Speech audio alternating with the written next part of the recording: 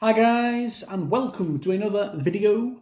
So today I thought, given light of recent events, that I should have thought definitely should have done a video like this. So with Payback coming this weekend, I thought let's fill in the week with a video that I wanted to do. Obviously, given the news last week, yes, I thought let's just do a video focusing completely on Bray Wyatt because, like I said, if you're a follower of my channel, and you'll know that Bray Wyatt was one of my top guys, favourite wrestlers, and I'm, just like every other wrestling fan this past week, I think we're all absolutely devastated with the tragic loss of Windham Rotunda, aka Bray Wyatt.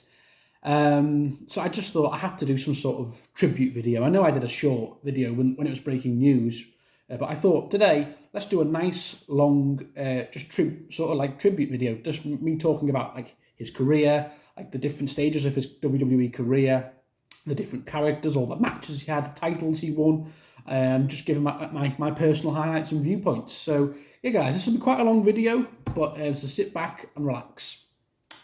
So yes, Bray Wyatt, where do I begin? What a guy, what a career he had.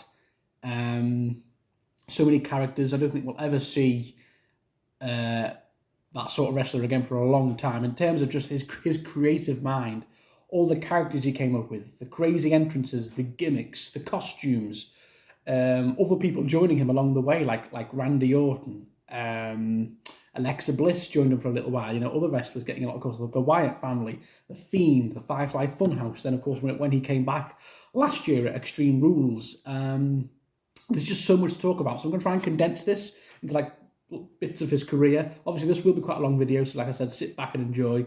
But yeah, just me going over most of his career and all the highlights and good points. So I believe when we first saw Bray Wyatt, it was on NXT, and he got called to the main roster. And I believe it was like when they had the rookie and the trainer, and I believe Cody Rhodes was his trainer.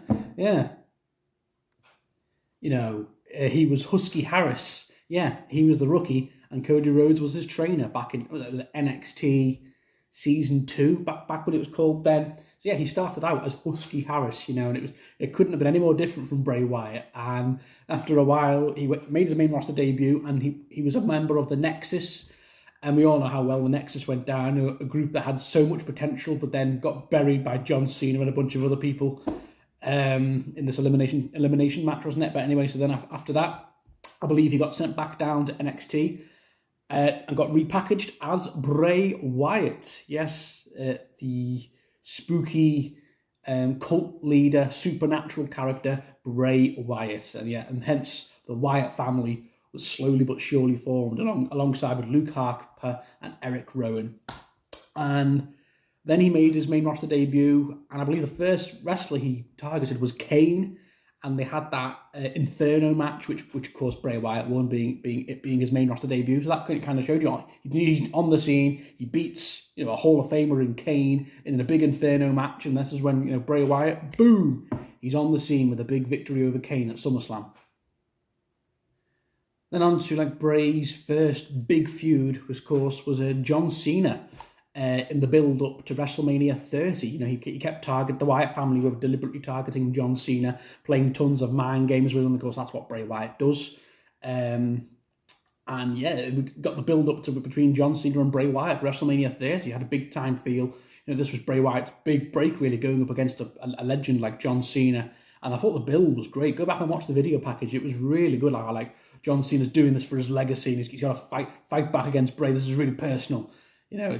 Bray's got in his head and all that, and he kept going, he's got the whole world in his hands and all that. And the match was great. Really good match at WrestleMania 30, which Bray Wyatt lost. This was like his first big loss too, and plenty more of those to come. A lot of people say Bray should have won that match because it would have done so much for his career, an early big victory over John Cena back in 2014. But no, John Cena got the win. Although the feud did continue, I believe Bray did get a win over John Cena at the next pay-per-view at a steel cage match. And then I think John Cena went on to win the feud at the next pay-per-view. So yeah, anyway, but yeah, his first big feud was against John Cena. And you're thinking, wow, great. But even though he lost, it still kind of did elevate Bray Wyatt quite a bit going up against John Cena and giving him 3 very hard-fought pay-per-view matches. Then Wyatt's next big feud was Dean Ambrose, of course now John Moxley in AEW, but back then in 2014. And they had several pay-per-view matches, I believe, which Bray Wyatt won all of them. They had a match at Survivor Series, which Bray Wyatt won via DQ. TLC match, which Bray Wyatt won. They had a match on Raw, which I think Bray won, and then they had an ambulance match, which Bray won. So they had, but it was a very hardcore, crazy feud with Dean Ambrose. Then in 2015, he did really well in the Royal Rumble. I remember it was how long did it? I think it was 47 minutes. He lasted, something like that. I think he came in at number 5. He lasted ages in the 2015 Royal Rumble, doing really well. And then so began the angle where he began to challenge The Undertaker for a match at WrestleMania 31. I remember this, and Bray single-handedly carried this feud with his promo abilities and just constantly playing mind games with Undertaker, like the whole casket and burning the chair on fire and saying, "Come on, Undertaker." Of course, this was the WrestleMania just after the streak had been broken, so he wanted a piece of Undertaker. Like, he was the new face of fear, not The Undertaker. And then Undertaker called him out, said he'll see you at WrestleMania. So then we got, another big match with Bray Wyatt. WrestleMania 31, he challenged The Undertaker. And we got a very good match. It wasn't great, but it was a good, solid match, which Taker won, of course. Bray wasn't going to beat Taker, not a year after the streak had ended. But another person would argue Bray maybe should have won that one, because a win over The Undertaker would have been huge, and Taker had nothing to gain at that point. The streak had been finished the year before by Brock Lesnar, but this was a great match. Remember, my favourite moment in the match was Bray was doing his iconic upside-down walk towards Taker, and Taker just sat up and stared at Bray, and Bray was like that was great. What a moment. A really fun match. Despite there was another WrestleMania loss for Bray, he did have a very good match with Undertaker back in 2015 at WrestleMania 31. Then I believe Bray's next big feud was Roman Reigns. Yes, I think it was at Money in the Bank that year. So Roman Reigns was climbing the ladder and Bray stopped it. And obviously this is when Roman was this big, massive baby face, the one they were pushing down as the face of the company, you all know. But the fans hated him. So when Bray was pretty much the face in this feud, even though he was a heel. So yeah, he pushed Roman off, and then we got a match between Bray and Roman at Battleground that year, which I believe Bray Wyatt won thanks to Luke Harper returning. Then they had another match at SummerSlam where Bray Wyatt and Luke Harper teamed up against Dean Ambrose and Roman Reigns, which they lost. But then the next night they introduced a new member of the Wyatt family, and this was obviously the main roster debut of Braun Strowman. And yes, he was like the big boy, the black sheep, and he had the black mask. And then they had a match with Chris Jericho, Roman, and Dean Ambrose at Night of Champions, which, of course, the Wyatt family won with Braun Strowman now in the team. And then to finish off the feud, Roman and Bray had a brutal Hell in a Cell match in 2015. And it was a crazy Hell in a Cell match, which Roman Reigns won, of course. Bray wasn't going to win, but it was a very brutal match. So yeah, that was another loss for Bray, but it was a good feud. And then we got, and then I remember on the same night, the Wyatt family attacked Undertaker after his match with Brock Lesnar, carried him, and they just carried him out. And then we got a feud with the Wyatt family going up against the Undertaker and Kane at Survivor Series that year, and it wasn't a great match. I'm not gonna lie, it was slow, sloggy, and yeah, surprise, surprise, the Brothers of Destruction beat Bray Wyatt and Luke Harper, and that was the end of that feud. But it was another match with Taker, I guess. So you're kind of getting the theme here that Bray, this is where I'm going with this, Bray did lose a lot of matches, and I feel like he just wasn't booked as ever really as the top guy until we saw this guy. And even they kind of screwed that up too, which I'll get to. Yeah. And the next big thing I can think of is when they briefly had a feud with Brock Lesnar, like they eliminated Brock Lesnar at the Royal Rumble in 2016. Then nothing really came of it apart from Luke Harper got squashed by Brock at Roadblock that year, and Bray and Brock never actually had a match, apart from maybe I think 1 or 2 house matches. But anyway, so that was rather strange. But then Bray's next big thing, I think, was obviously WrestleMania 32, where he came out and interrupted The Rock, cut a promo on him, but then The Rock kind of cut a promo back, and they had a bit of a promo battle, The Rock and Bray Wyatt. That was great. And The Rock tried to get him over. He was like, "You've got it all, Bray," in front of like a big crowd. But then they tried to turn on The Rock. all around the ring. But then John Cena came out, and John Cena and The Rock just kind of squashed the Wyatt family. So yeah, it's another bad thing for Bray. Yeah, so it was a big deal, but he lost it. He didn't lose, but I remember it. And Eric Rowan got pinned in like 5 seconds for the one rock bottom. Oh man. Oh. Then I think the next chapter was Randy Orton in 2016. So they got into a bit of a rivalry. I'd say Randy Orton's was one of Bray's biggest rivalries. He had a lot of matches with Randy, with and for Bray, so with and against Bray. So I think it all started in 2016. It was the build up to Backlash, and then I think they had a weird because Bray attacked Randy before the match, and then I believe they had another match at No Mercy, which Bray won with the help of Luke Harper. And then Randy Orton helped Bray win a match with Kane and joined the Wyatt family. Remember this? He was like, if you can't beat them, and if you can't beat them, join them. And then so Randy joined the Wyatt family, and he was a member of the Wyatt family for months. Remember this? It was really good. Randy and Luke Harper and Bray, all three of them together. And of course, I believe they were tag team champions at the time. And yeah, they were a big part of the 5-on-5 Survivor Series match that year, which I believe they became the last two to win. I believe Randy Orton saved Bray Wyatt from a spear to win the match. So yeah, that was a really good moment. So their partnership continued. At TLC, they beat Heath Slater and Rhino, winning tag team belts. And I believe this was Bray Wyatt's first title in the company with the SmackDown Tag Team Champions. Then I'll get to one of Bray's biggest wins as the Wyatt family character when he when was it? When he dethroned, not dethroned, sorry. When Bray Wyatt won the WWE title, yes, at Elimination Chamber 2017, when he was in the last two, him and AJ. He hit the Sister Abigail on AJ Styles, 1, 2, 3. And I remember being so happy for Bray, his first WWE title. It was huge. And then they ruined it. He only had a 1 month reign, and then he dropped it to Randy Orton at WrestleMania 33. Yeah, Randy turned on Bray. He burnt like the Wyatt compound down, did the whole that. Then we got a Randy and Bray feud heading into WrestleMania 33 because Randy Orton won the Royal Rumble that year. So yeah, poor Bray is finally, long overdue, his first big title, and he had it for a month and then dropped it to Randy Orton at WrestleMania 33. It was, and then they continued the Randy and Bray just had loads of matches together. Then they continued the match, didn't they? Was it Payback? I think it was Payback in the House of Horrors match. Oh, wasn't great, was not. Which I believe Bray won. So then after the after that, he had the Extreme Rules Fatal 5-Way, which he didn't win, but it was a great showing in that match. Then he had a very brief feud with Seth Rollins, Great Balls of Fire. He won that match. And then he began a feud with Finn Balor, resulting in the two having a match at SummerSlam, which Finn Balor won under the Demon King persona. So yeah, he beat Bray as the Demon King. Then Bray lost again to Finn Balor at No Mercy. And then they were set to have a third match, despite the fact Finn had won the first two matches. I remember this.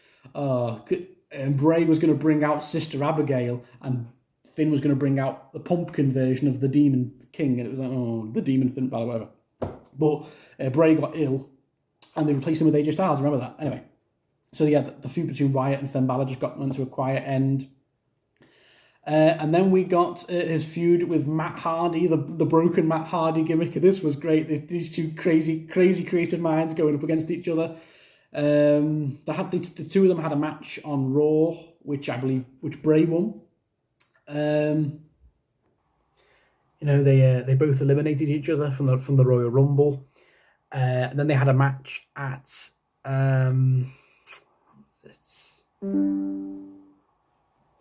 Then they had a match at Elimination Chamber, which Bray lost.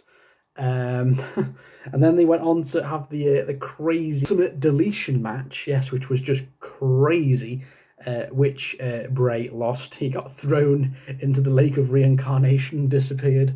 And then we didn't see Bray for a little while until he returned at WrestleMania 34 and helped Matt Hardy win the Andre the Giant Battle Memorial. And then thus their partnership began, Bray and Matt Hardy together.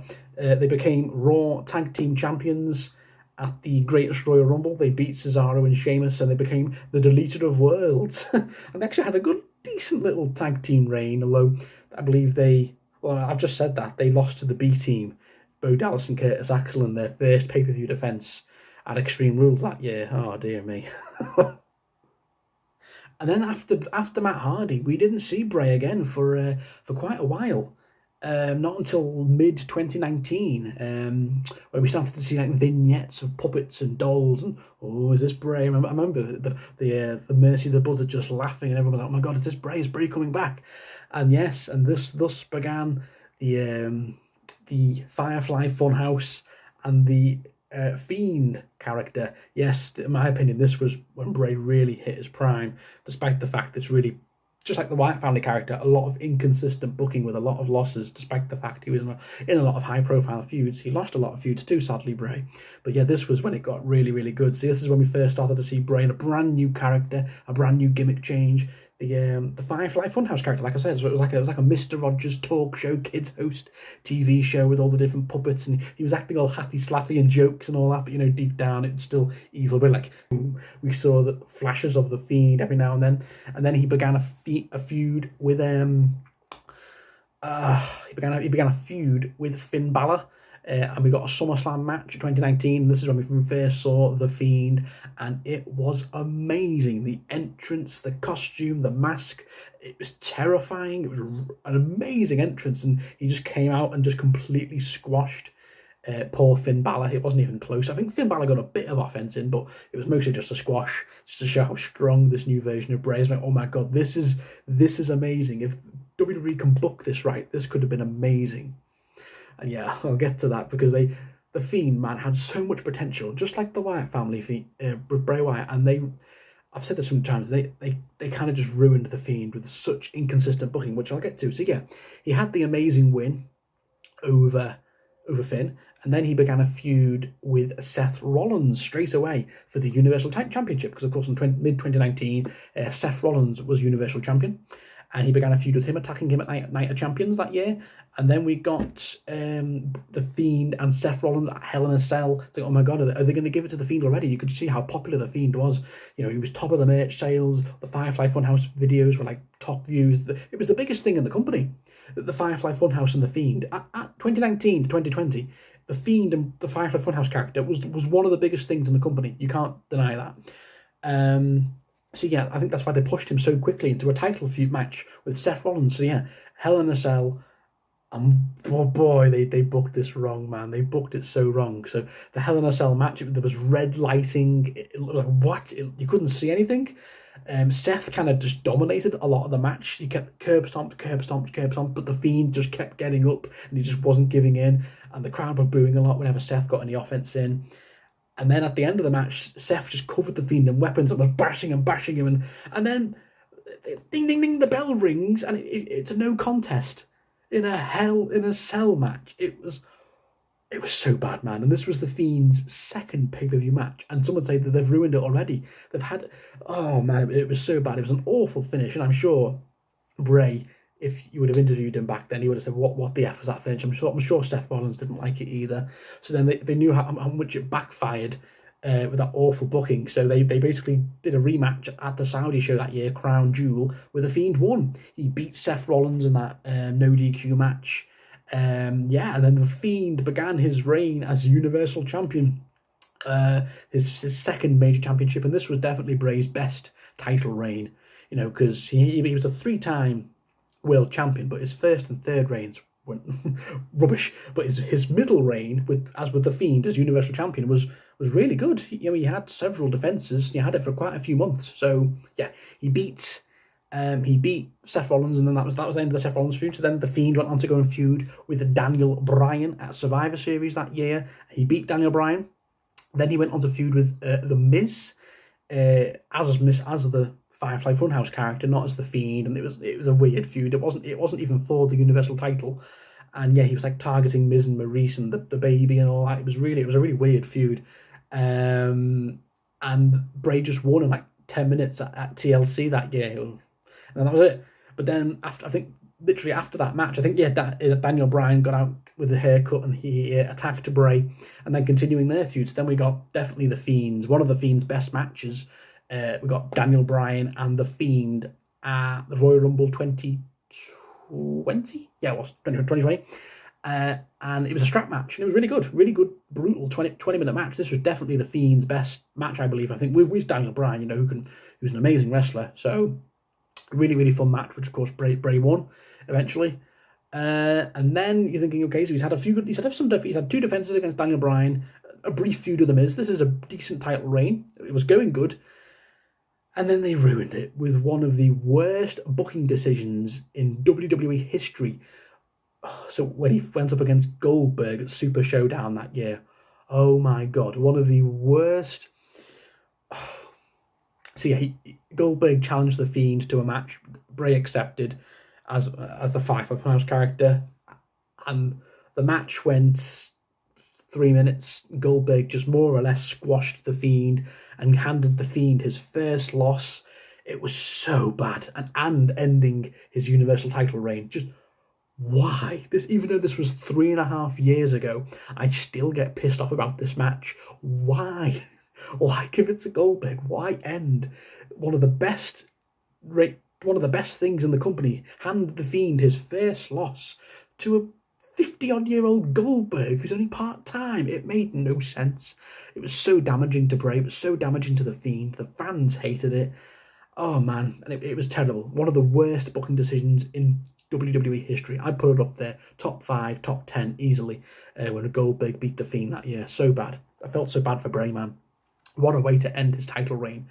But then they did kind of make up things. He targeted John Cena, and we got John Cena and the Fiend in the Firefly Funhouse match at WrestleMania 36, the lockdown WrestleMania, and it was amazing. This was one of Bray's best matches too. I mean, even if it wasn't a match, it was just a bunch of cinematic scenes put together, contrasting Bray and John Cena's career, mix smashing with tons of parodies and skits. It was so well done with like NWO. They went back to the WrestleMania 30 match. I mean, it's one of my favourite WrestleMania matches. I mean, I've even got a T-shirt with the Firefly Funhouse match on. Hang on, I haven't worn it in ages because it's a bit small for me now. But look, there it is. There's John Cena and the Fiend. Look at WrestleMania the Firefly Slaughterhouse, WrestleMania 36. I've even got a T-shirt for that match because I loved it so much. And then after that, we got Bray began to target Braun Strowman. Of course, Braun Strowman was the Universal Champion. Because he beat Goldberg at the lockdown WrestleMania. So yeah, after the amazing Firefly Funhouse match, Bray Wyatt went back into the title picture straight away and challenged Braun Strowman. Of course, like I said, these two knew each other so well because they're really close friends. And obviously, out in WWE, obviously the whole Wyatt family reunion and compound. So that was great. And they had 3 matches, 3 okay matches. They had the first match was at Money in the Bank where he was just Firefly Funhouse Bray, and he lost to Braun. But then it continued with the Swamp match at Extreme Rules, which Bray won. That crazy like Wyatt compound match. It was just crazy. It was fun, but it was just all over the place. And then at the end, Bray pulled Braun into the lake, and then at the end, the Fiend appeared. And then we got the Fiend and Braun at SummerSlam 2020, which the Fiend won with a nasty Sister Abigail. And then this is kind of like the end, the last few things for the Fiend, wasn't it? Really, not the last few things, but the last few feuds before he left. Roman Reigns came back, of course, went the Tribal Chief Roman Reigns. He speared the Fiend, and then at Payback a week later. So this is when Bray became a 3-time Universal Champion. He beat Braun for the belt, so became a 3-time Universal Champion. But he only had it for a week because, like I said, Roman came out, speared Bray, held up the belt, and then we got the triple threat at Payback: Braun, Roman, and the Fiend, which Roman Reigns won. He came out at the end when Braun and the Fiend kicked the crap out of each other. He speared both of them. 1, 2, 3. Yeah, Bray Wyatt only had a 1-week reign. With his second reign as Universal Champion, it only lasted 1 week. It was, oh man. And yeah, so began and that was where Roman Reigns' run began. And here we are, over nearly 3 years later, and he's still got the bloody belt. Oh, over 1,000 days later. My goodness, yeah. Oh yeah, I completely forgot about Alexa Bliss. She kind of joined up with the Fiend, with Bray. She became like a dark, twisted, scary Alexa with the Fiend, and for a while I really enjoyed it. Their partnership together, Alexa and Bray, like she was on the Firefly Funhouse with the Firefly Funhouse character. And they worked so well together. And then she was all scary and creepy whenever the Fiend came out. It was like the Joker and Harley Quinn. It was really well done. And then they began a feud with Randy Orton. And I remember this, they had the Fiend and Randy Orton had an Inferno match, and it was crazy. However, he lost because Randy set the Fiend on fire, just lit him up in the middle of the ring. I was like, oh my God, so Randy killed the Fiend effectively, just burns him in the middle of the ring. And then we didn't see Bray again for a while until, what was it? Fastlane? I think it was Fastlane 2021. Yeah, he came out and attacked Randy. He came out in like a burnt Fiend costume with Alexa. Like Alexa's brought him back or something, and that was great. And then we got the Fiend and Randy Orton at WrestleMania 37, which I had high hopes for, I remember that. And it was terrible. Randy RKO'd and beat the Fiend. One RKO, thanks to an Alexa Bliss distraction. Alexa Bliss had all this black goo running down her face, and he was like all doing all voodoo stuff, and she like turned on the Fiend. And then that was it. That's how they ended the Fiend, with a whimper. That was the Fiend's last pay-per-view match, getting beat in a rubbish match by Randy at WrestleMania 37. What a way to go out. And then he did a brief Firefly Funhouse segment after that match, and then that was it. Bray Wyatt got released. I remember back in 2021, I was shocked he got released, and I couldn't believe it. I was gutted. And so yeah, the Fiend character had so much potential. We saw little glimpses with his brief title reign, his defenses against Bryan, but then they ruined the Fiend character several times. That they just kind of they ruined the Fiend with what was it, with his the way they ended the Hell in a Cell match. It was the first blunder. The Goldberg squash at Saudi. Having him get burnt and beaten by Randy at TLC, that wasn't a good look. Having him get beat by Roman. Oh, even though I forgot, I got that wrong. Roman pinned Braun, so they did protect the Fiend, I guess, in that triple threat at Payback. So the Fiend never got pinned. And then, of course, WrestleMania 37, Randy beats the Fiend after an Alexa distraction, and then Alexa turns on the Fiend, and then we never got to see where that storyline went, because Bray got released, but Alexa continued with her scary, creepy character for a bit longer. Oh, man. And then that was it. Bray Wyatt got released. I did a video on it at the time, and I was gutted. I thought we'd never see Bray again. Until Extreme Rules last year. There were rumours he was coming back, which was like this White Rabbit teaser. And everyone was like, oh my God, what is this Bray? Oh, is Bray coming back? And then, of course, Extreme Rules last year, it ended with Riddle and Seth, didn't it, in that cage match. And then when that finished, boom, all lights went out. He's got the whole world in his hands. You're like, oh, and then you see all the puppets, and you're like, it's Bray. And this was amazing. And everyone had such high hopes, because they go, oh my God, this is Bray's back. Triple H, thank you. Because of course now Triple H is the main creative booker. Like Triple H just brought him back. Thank you, Triple H. And I was thinking, under the booking of Triple H, this is going to be amazing. And yeah, he comes out with a mask on, and blows out a massive pop, and that return at Extreme Rules last year was amazing. It was chef's kiss. And then he went on to they did absolutely next to nothing with Bray. He cut a bunch of promos as kind of like a new character, and then he brought out another person with him, Uncle Howdy. I believe that was Bo Dallas, but we never actually saw him lift the mask. But I believe it was Bo Dallas, Uncle Howdy with him too. And then he started a feud with LA Knight, which was a good feud. It did dragged on for quite a while. And then we got that pitch black match at the Royal Rumble this year, which was okay. It wasn't amazing. It was okay. It was like the colour scheme was cool, but LA Knight kind of got jobbed out. And then at the end, they just bombed on him, Bray and Uncle Howdy, to get the win. And that was it. Then Bray went on to say he cut a promo after the LA Knight feud. He was saying, I want the winner of Brock Lesnar and Bobby Lashley at Elimination Chamber. I remember this, and I believe there was a rumor coming out like Brock didn't want to work with Bray because he didn't want to get involved in all the spooky shenanigans. So that Bobby obviously won that match, and then Bray started targeting Bobby. They had that brief thing on Raw where Bray did the Muscle Man dance to Bobby Lashley, and then that was it. Bray not left, but then Bray just suddenly, his match with Bobby Lashley at WrestleMania 39 got cancelled due to an unforeseen health issue. Now, which we know now, it was a heart problem because of I believe Bray had COVID and it left him with heart problems. So I believe that's why Bray was out for so long this year. So the match of Bobby Lashley got cancelled. I did a video on it back in March, I believe, before WrestleMania 39, thinking, what's going on? Why is Bray's match of Bobby Lashley been cancelled? And then little did we know that was the last time we would ever see Bray Wyatt. Of course, with the tragic news of his passing last week, which just shocked me, shocked everybody. Heartbreaking, man.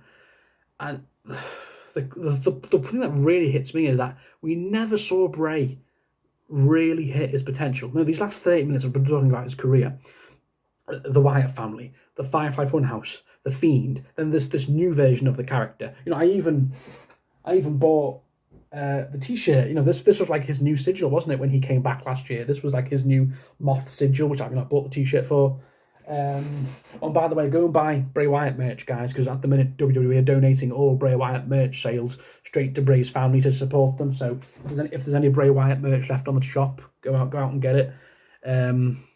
But yeah, the booking was just what I believe was what let Bray down as a wrestler, and it sucks to see that we never saw him really reach his potential. There were glimpses when the Wyatt family and he won the championship back in 2017.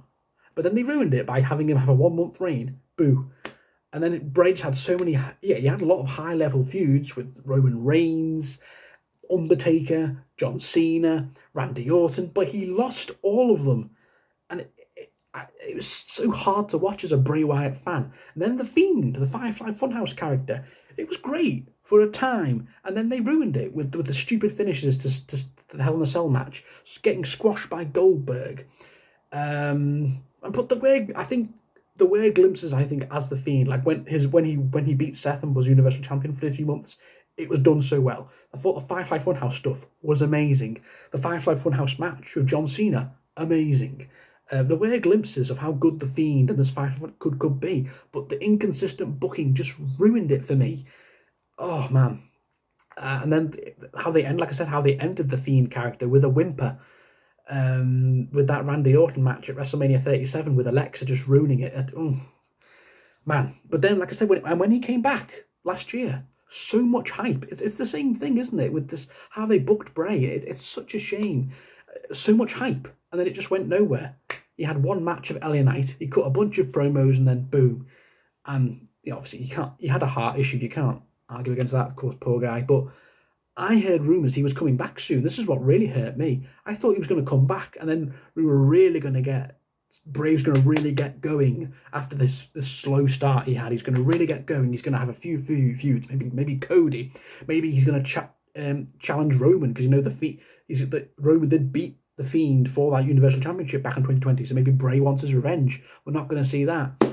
Yeah, I thought maybe Cody Rhodes would be a feud because Cody was his mentor. NXT mentor back in 2011, 2010. We're not going to see that. I thought he was coming back. There was rumours he was going to come back at Payback or SummerSlam. Never happened. And now, of course, he's not going to be at Payback. And, of course, now. And it's just devastating, man, to hear how he passed away.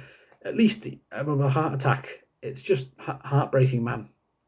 At only 36 years of age, he was still very much in his prime, and it's gutted that we were never going to see Bray again, and we never got to see Bray truly in his prime where he belonged. I mean, just at the top of the company. There were glimpses with the Fiend, there were bits in there, but it got ruined with inconsistent booking, like I said.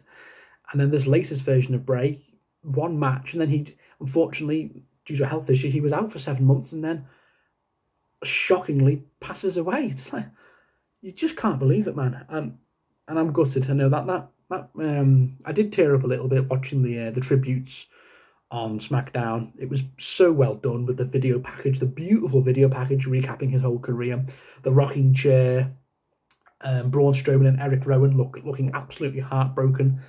Of course they are. They were very close with Bray. So many wrestlers came out and said how close they were with Bray Wyatt. Becky Lynch, I believe she was a very close friend of Bray Wyatt. She cut a beautiful promo and a heartfelt tribute to him last night on Raw. Well, not last night, but this week's Raw. Yeah, man, it's gutted. We're never going to see another mind like Bray Wyatt. I wonder who they're going to pass the torch to now as the new horror character. Joe Gacy, NXT. There's a lot of similarities between him and Bray. Maybe Bray earlier on in his career. There's a lot of similarities. Maybe Joe Gacy can be that new horror character if he makes his main roster debut in the next few weeks or months. I don't know. There's maybe other wrestlers that can take the mantle. But the Judgment Day aren't really horror vibes either. They're just a bunch of douchebags. The Judgment Day, they're not really supernatural. And yeah, man, it just sucks. Despite the fact, Bray Wyatt did have some great moments. I think a lot of people will look back at his career and say, what could have been? What could have been if he had much better booking as these three different characters spread across 10 years, more or less. Man, but yeah, I'm gutted, man. It's going to hurt. Bray Wyatt's death's going to hurt for a long time. But yeah. So guys, that has been quite a long video, just going over all of Bray Wyatt's career since he in 2010, 2011. But hey guys, so what's your highlights? When I think of Bray now and I go over the highlights of his career, not the bad booking segments, there were loads, but the highlights, I've got to say, with Wyatt family, his WrestleMania matches with John Cena, Undertaker, great, despite the fact he lost.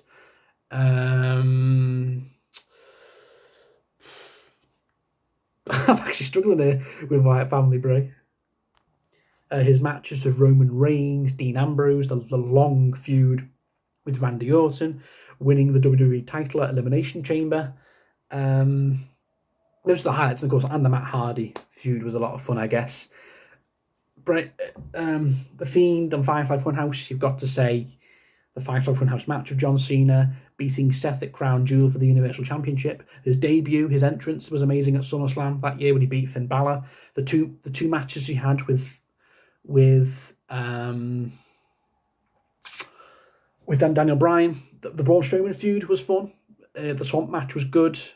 Yeah. So, and then of course there's the new version of Bray. You can guess I guess the Pitch Black match was fine, but that was just scraping his potential. And I guess we're never going to see now more of him and Uncle Howdy where that was going to go, because I believe Triple H did have some big plans for this new version of Bray, which we're never going to know what it was going to lead to. He was going to have a match with Bobby Lashley, which I assume he was going to win, and maybe go on to have a title feud with someone, maybe. This is what it is, guys. But comment below, what was your favourite Bray Wyatt from all the three different characters? What was your favourite Bray Wyatt moment and match from his long 10-year career in WWE? Comment below, let me know. So yeah, thank you for watching, guys. I hope you've enjoyed the video. I know it's been a long video, but there's a lot to talk about, of course, with Bray Wyatt's long career. Yeah, he definitely will go in the Hall of Fame without a doubt. Whether he'll be an honorary member next year, we'll see. I think he's definitely going to get a Hall of Fame induction. It might be next year. It might be as early as that. They might wait a few more years. But yeah, he's definitely going to get Hall of Fame. And I think we're never going to see another mind like Bray Wyatt. It's never going to see anyone else bring in a persona like The Fiend, the Firefly Funhouse. All we can do is hope other wrestlers can pay homage to him and take inspiration from his character. I'm going to miss him so much. I'm going to miss his amazing promos, some of really cool matches and gimmicks and characters. And there's not going to be another guy like Bray Wyatt for a long time to come. And I think in 10, 20 years from now, we'll still be talking about Bray Wyatt, what he brought to the business, what an amazing mind, some amazing matches, characters, gimmicks, promos, all of it, the full package. And yeah, guys, it's a really sad time, but it's Payback this weekend. We'll see what Payback brings, and of course, yeah, obviously Fastlane after that. So yeah, guys, thank you all for watching, and yeah, I'll see you all very soon. I'll be back on probably Sunday with my Payback review. So yeah, thank you for watching, guys. I'll see you all very soon.